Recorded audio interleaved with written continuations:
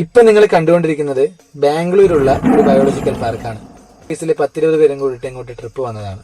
കിടലൻ എന്ന് പറഞ്ഞാൽ കിടലൻ എക്സ്പീരിയൻസ് ആണ്.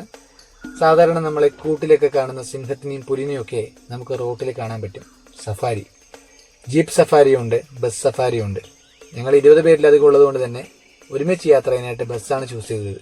നല്ല സേഫ്റ്റിയുള്ള ഗ്രില്ലും കാര്യങ്ങളൊക്കെ ഉണ്ട്. പക്ഷേ അലേർട്ടായിട്ട് വേണം, കെയർഫുള്ളായി വേണം യാത്ര ചെയ്യാൻ. കാരണം 4 ദിവസം മുമ്പ് ഇവിടെ വെച്ചൊരു അപകടം ഉണ്ടായി. നമുക്ക് ആനയെ കാണാം, ആനയെ കുളിക്കുന്നത് കാണാം, കരടിനെയൊക്കെ തൊടാൻ പറ്റുന്ന ഡിസ്റ്റൻസിലായിരിക്കും. തൊട്ട് നോക്കിയാലോ എന്നൊക്കെ പറഞ്ഞ് കൈ വെച്ച് കഴിഞ്ഞാൽ വൈൽഡ് അനിമലാണ്, അതതിന്റെ സ്വഭാവം കാണിക്കും. പിന്നെ സാധാരണ നമ്മൾ സൂലൊക്കെ പോയി കഴിഞ്ഞാൽ കൂട്ടിൽ കാണുന്ന അതേ കിളികളെയൊക്കെ നമുക്ക് ഇവിടെ കൂട്ടിലും കാണാൻ കഴിയും. നടന്നുകൊണ്ട് കാണാൻ പറ്റുന്ന സ്ഥലങ്ങളും ഇവിടെയുണ്ട്. 4 ദിവസം മുമ്പ് ഒരു അപകടം പറ്റിയത് ഒരു പുലി കാരണമാണ്. ഒരു ചേച്ചി ബഹളം വെച്ചു, മിണ്ടാതെ കിടക്കുന്ന പുലി ടെൻഷനായി.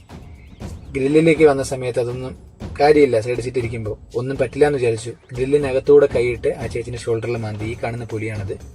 അതുകൊണ്ട് കുട്ടികളെ, കൂട്ടുകാരെ, കുടുംബക്കാരെ കൂടെ വരുമ്പോൾ അടിച്ചു പൊളിച്ച് എൻജോയ് ചെയ്ത് സഫാരി TV-യിൽ കാണുന്നത് പോലെ കാണാം എന്ന് കരുതി ഒരുപാട് കോൺഫിഡൻസ് കാണിച്ച് താഴെ കിടക്കുന്ന സാധനമല്ല ഒന്നും ചെയ്യില്ല എന്ന് പറയാൻ പറ്റില്ല. കാരണം ഇത് അക്യൂറേറ്റിനകത്തല്ല. ആ ഒരു ബോധം വേണം. അതില്ലെങ്കിൽ പണി കിട്ടും. അപ്പോൾ ഞാൻ റെക്കമെൻഡ് ചെയ്യുന്ന ഒരു പ്ലേസ് തന്നെയാണത്. സൂവിനെ അപേക്ഷിച്ച് ഇവിടെ സ്മെല്ലോ കാര്യങ്ങളൊന്നും ഉണ്ടാവില്ല. കാരണം വിശാലമായ ഏരിയ ആണ്. നമുക്ക് തൊട്ട് നോക്കാൻ തോന്നുന്ന അത്രയും അടുത്തത് നിന്ന് നിൽക്കും. പക്ഷെ തുടരുത്. അപ്പോൾ കിടൻ വൈബാണ് കേട്ടോ.